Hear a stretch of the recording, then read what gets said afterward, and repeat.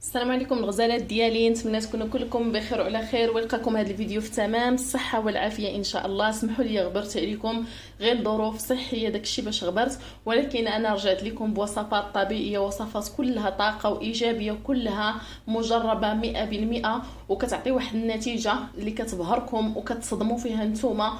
وانا متاكده من النتيجه اللي غادي تعطيكم هذه الوصفه السحريه اللي جبت لكم اليوم. وصفه رائعه غادي تهنيكم من الكلف اللي عندها الكلف قديم، واللي عندها الاثار ديال الحبوب، وايضا اللي عندها شي طراس في الوجه ديالها. هذه الوصفه هذه غادي تهنيكم من هذا المشكل نهائيا، وغادي تحيد لكم يعني الاطراس اللي كيكون قديمه، او الكلف اللي كيكون قديم، او الطبيعه ديال الحبوب اللي كيكونوا عندكم في البشره ديالكم قديمه. ولكن دائما كما كنقول لكم، دائما تبعوا معايا لا فيديو حتى الاخير باش تشوفوا معايا النصائح اللي كنعطيها في وسط لا فيديو. وايضا تبعوا معايا الوصفه كيف ما كنقولها لكم، يعني ما ديروهاش مره واحده وتجيو تقولوا ما عطاتناش المفعول، لا، دائما الوصفه حاولوا تتبعوها باش تعطيكم واحد النتيجه اللي غادي ترضيكم نتوما. ولكن انا متاكده بان هذه الوصفه غزاله غزاله غزاله غزاله بزاف البنات، ثقوا بيا وجربوها. حتى مكونات اللي بساط كما غادي تشوفوا معايا.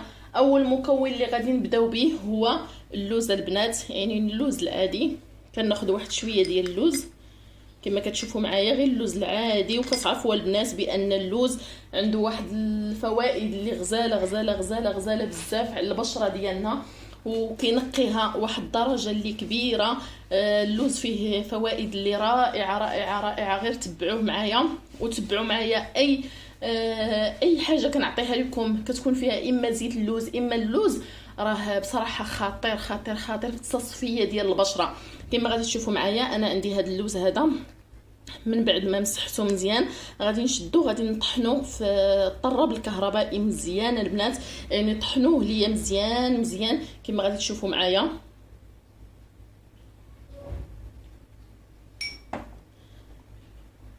ها انتم البنات، من بعد هنا ما طحنتو، انا طحنتو وجدتو، شديتو البنات، طحنتو مزيان مزيان وغربلتو باش ما يكونوش فيه داك الحبوب اللي غادي يجرحوا ليا البشره ديالي.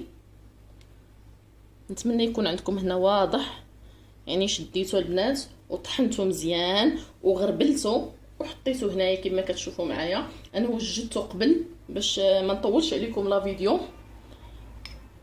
غادي نحاول هنا ناخذ تقريبا واحد 2 معالق ديال هاد الوصفه هذه، عفوا ديال هاد اللوز هذا، 2 معالق يكونوا كبار كما كتشوفوا معايا.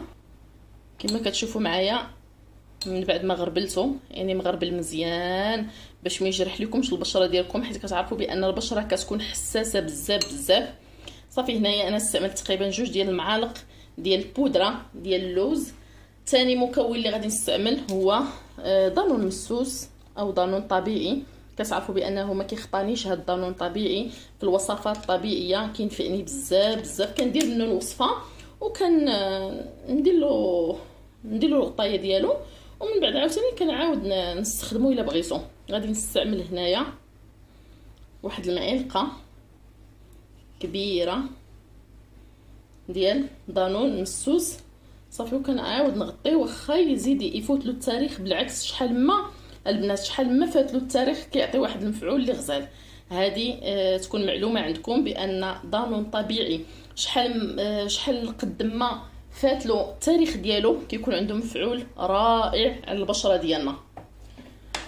صافي غادي ناخذ واحد المعلقه وغادي نحاول نحرك هنا الخليط ديالي مزيان.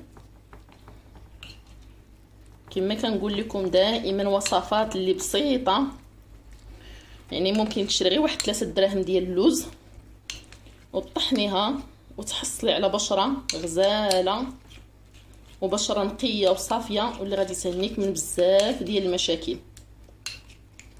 صافي كيف ما كتشوفوا معايا هنا، من بعد ما خلطته مزيان غادي نمشي للمكون الثالث اللي غادي نحضر معكم، هي البيضه. يعني هنا من الاحسن تكون البنات بيضه بلديه، يعني ماشي البيض الرومي، حيت كتعرفوا بان البيض البلدي عنده فوائد على البشره ديالنا. يعني من الاحسن تاخذوا بيضه بلديه. انا ما غاديش نستعملها هنا كامله، انا غادي نستعمل غير الصفار ديال البيضه، وبيض البيضه ممكن تستعملوا في شي وصفه اخرى، ولكن هاد الوصفه هذه كتحتاج معايا الصفار ديال البيضه. يعني نحاول هنا ناخذ غير الصفار ديال البيضه، حيت فيه واحد الفوائد غزاله البنات. شتي كما كتشوفوا معايا انا خديت غير الصفار والبياض ديال البيضه. غادي نحتاجو في شي وصفه اخرى، ما غاديش نلوحو بطبيعه الحال، حيت اي مكون ما تحاولوش تلوحوه. غادي نحاول، سمحوا لي، حيت غادي نحتاجو في شي وصفه اخرى. صافي غادي نحاول هنا نخلط الصفار ديال البيض ديالي البلدي. دائما كنأكدها لكم في هذه الوصفه، من الاحسن يكون الصفار بلدي، يعني البيضه بلديه ماشي البيضه روميه. بزاف ديال الوصفات كاين اللي كنقول لكم ماشي مشكل، ممكن تستعملوا هذه وممكن تستعملوا هذه، ولكن شي وصفه كنأكد عليكم بانكم تستعملوه غير داك المكون، يعني ضروري خصكم تستعملوه. يعني غادي تاخذوا بيضه ب 30 ريال، دابا البيض راه غلا، دابا غير الرومي وكيدير درهم، يعني تاخذوها بدرهم ونص وغادي تستعملوا الوصفه ديالكم. ولكن النتيجه غادي تصدمكم البنات، ثقوا بيا بان النتيجه غادي تصدمكم. بزاف ديال البنات كيتلاقاوني كيقولوا لي بانك كتقولي خطيره، يعني خطيره هي ما خصناش نديروها، يعني صعيبه للوجه. لا البنات، انا خطيره كنقصد بها بانها واعره. غادي نحاول نحيد مني هذه كلمه خطيره باش نقول لكم هاد الوصفه هذه واعره. صافي كما كتشوفوا معايا انا هنا خلطت المكونات ديالي مزيان، يعني خلطت الصفار ديال البيضه مع البودره ديال اللوز مع دانون مسوس. هنا المكون الاخير اللي غادي نستعمل معكم هو مايزينا او النشا. غادي نحاول ندير واحد المعلقه ديال بودره ديال مايزينا.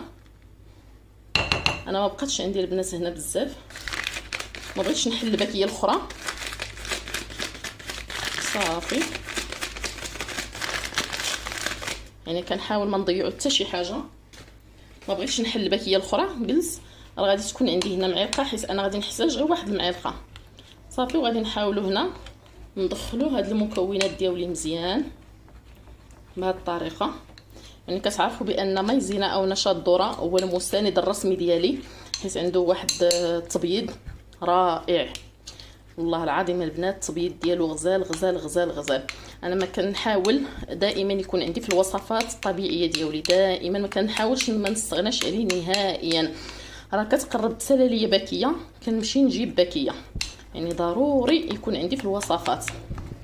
صافي البنات، هذا هو الخليط اللي حصلت عليه او الكريمه اللي حصلت عليه، كتكون بهذا الشكل هذا. نتمنى يكون واضح. صافي هنايا اخر مكون اللي غادي نستعمل هو اختياري، اللي عنده يديرو، اللي ما عندوش ما يديروش، هو زيت ديال اللوز. هنا زيت ديال اللوز غادي ندير غير واحد القطرات كما كتشوفوا معايا، غير واحد القطرات اللي قلال. اللي ما عندهمش البنات هنا ممكن تستعملوا زيت ارغان او زيت يعني اي زيت كما قلت لكم، زيت اللوز، زيت ارغان، زيت الجليسيرين. اللي ما عندهاش نهائيا ممكن تستعمل ليا غير زيت الزيتون. يعني اللي ما عندهاش ماشي تقول لي لا ورا ما عنديش ما مصفرش عندي، يعني خصني نضطر نشري زيت اللوز، ماشي مشكله، خصني تستعملي ليا غير زيت الزيتون. واحد القطرات تقريبا واحد راس معلقه ديال زيت الزيتون، وحاولي تخلطي ليا الخليط ديالك مزيان بهذا الشكل هذا. يعني اي زيت، هنا حاولت ندير زيت اللوز، حتى هو زيت اللوز رائع. واللي ما عندهاش ممكن تستعمل غير زيت الزيتون، حتى هو غزال في الوصفات. وانا دائما راه كنديروه لكم في الوصفات، يعني دائما كندخلوا معايا في الوصفات حيت كنلقى عليه واحد النتيجه اللي غزاله. دابا البنات صافي ساليت الوصفه ديالي، هذه هي الكريمه ديالي او الخليط السحري ديالي اللي غادي نحطو على البشره ديالنا او على العنق او اليدين. ممكن تستعملوا كيف ما قلت لكم الوجه، ودائما ملي تستعملوا الوجه هبطوا العنق، دائما ما تخليوش العنق باش ما يبقاش واحد الفرق اللي باين. وتحت يدياتكم حتى هما ديروهم، حتى انا دائما كنستعمل بصراحه كيعطيني واحد البياض غزال كما كتشوفوا معايا. انا دائما بصراحه كنستعمل المبيضات اللي كيكونوا على الوجه، كنستعملهم حتى على يدياتي، بصراحه غزالين البنات، غزالين شهوه منهم. صافي الطريقه ديال الاستعمال، كناخذوا بشره اللي كتكون نقيه، دائما كنقولها لكم بشره اللي كتكون نقيه ما كتكونش فيها لا مكياج لا حتى شي حاجه.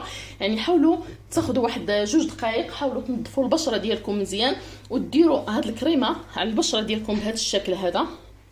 يعني تحاولوا تطبقوا الكريمه ديالكم على الوجه وعلى العنق بهذا الشكل. يعني حاولوا تثبتوها مزيان كيف ما كتلاحظوا معايا. بزاف ديال الناس كتقولوا لي علاش ما كديريهاش على الوجه ديالك وتصوريها لنا، حيت انا ما كنبينش الوجه ديالي، داكشي علاش ما كنديرها لكمش البنات. كنحاول نطبقها في اليدين ديالي باش نوريكم الطريقه ديال الاستعمال ديالها. صافي بهذا الشكل. يعني نتمنى يكون واضح. يعني ملي كتطبقيها على الوجه ديالك بهذا الشكل هذا كتخليها تقريبا ما بين 15 دقيقه حتى 20 دقيقه. الوجه ديالك كتحسي به سمحوا لي البنات، الوجه ديالك كتحسي به بحال اللي كيتجمع، حيت عندنا هنايا الصفار ديال البيضه. صافي من بعد 15 دقيقه حتى ل 20 دقيقه كتغسلي بوجهك بالماء البارد وبالصحه والراحه، وكتحصلي على نتيجه غزاله. ممكن هاد الوصفه هذه ديريها 3 المرات في الاسبوع، ما تخافيش منها، حيت وصفه غزاله غزاله غزاله البنات، وغادي تعطيكم واحد النتيجه اللي رائعه، وغادي تشكروني عليها في لي كومونتير ان شاء الله. حيت وصفه كتحيد الاطراس ديال الحبوب، الاطراس ديال الكلف، ديال النمش، السيكاتريس اللي عندكم قديمه، يعني كتصفي. انا كنقولها لكم وكنأكد لكم كتصفي الوجه بواحد الطريقه خياليه. ثقوا بيا، غير جربوها وداوموها وغادي تردوا عليا ان شاء الله في لي كومونتير. واي وصفه احتاجيتوها ممكن تكتبوها لي في التعاليق، انا كنحاول نمشي نجربها، واخا كنتعطل عليكم شي شويش كنحاول نمشي نجربها، كتعطيني نتيجه كنشاركها معكم وانا فرحانه. واللي ما كتعطينيش نتيجه راه ما كنشاركهاش معكم نهائيا البنات. كيف ما قلت لكم غادي تخليوها المده ديال 20 دقيقه، ما بين 20 دقيقه و 15 دقيقه، وتغسلوا وجهكم عادي وبالصحه والراحه. ونتمنى يعجبكم لا فيديو ديال اليوم ان شاء الله. الى فيديو جاي مع وصفات اخرى، وان شاء الله غادي ندير لكم شي وصفه اللي كيقولوها لي بزاف ديال البنات، يعني ديال الضعف، وكاين اللي كيقول لي ايضا حتى الوصفات ديال الغلظ.